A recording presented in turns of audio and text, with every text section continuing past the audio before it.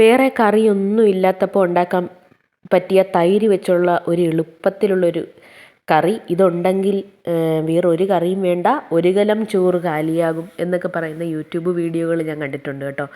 അപ്പോൾ അതൊന്ന് പരീക്ഷിച്ച് നോക്കാമെന്ന് വിചാരിച്ചു. ഞാൻ കുറച്ച് തൈരെടുത്തു, കുറച്ചേ എടുത്തുള്ളൂ. കാര്യം ഉണ്ടാക്കി നോക്കിയിട്ട് കൊള്ളത്തില്ലെങ്കിൽ പിന്നെ ബാക്കി കളയണ്ടേ. അതുകൊണ്ട് കുറച്ച് തൈരെടുത്ത് അതിനകത്തേക്ക് ഉപ്പും കുറച്ച് ഉള്ളി അരിഞ്ഞതും കറിവേപ്പിലയും കൂടിയിട്ട് മിക്സ് ചെയ്ത് കുറച്ച് വെളിച്ചെണ്ണ ഒഴിച്ചു.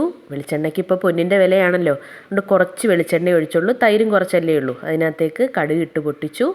കുറച്ച് മുളക് പൊടിയും മഞ്ഞൾപ്പൊടിയും കുറച്ച് കായപ്പൊടിയും കൂടെ ഒന്ന് മൂപ്പിച്ച് നമ്മൾ ആ മിക്സ് ചെയ്ത് വെച്ചിരിക്കുന്ന തൈരിലേക്ക് ഒഴിച്ചു. ഇനി നമുക്കിതൊന്ന് ടേസ്റ്റ് ചെയ്ത് നോക്കാമല്ലോ. ഞാനപ്പോൾ കുറച്ച് ചോറെടുത്തു, അതിനകത്തേക്ക് നമ്മുടെ പുതിയ തൈര് കറി ഒഴിച്ചു.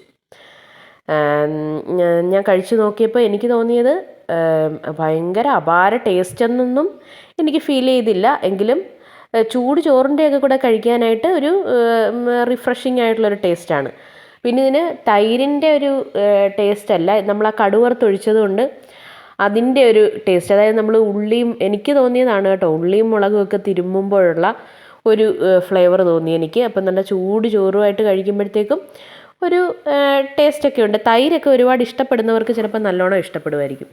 പിന്നെ ഇത് മാത്രം കൂട്ടി ഒരു കലം ചോറുണ്ടാവുമോ എന്ന് ചോദിച്ചാൽ എനിക്കറിഞ്ഞുകൂടാ, എനിക്ക് പറ്റത്തില്ല കേട്ടോ. അതുകൊണ്ട് ഞാൻ കേരച്ചൂര കറി വെച്ചിട്ടുണ്ടായിരുന്നു. ഞാൻ അതിൽ നിന്ന് 2 കഷ്ണവും കുറച്ച് ചാറും പിന്നെ നമ്മുടെ പുതിയ തൈര് കറിയും എല്ലാം കൂടെ കൂട്ടി കുറച്ച് ചോറങ്ങ് കഴിച്ചു.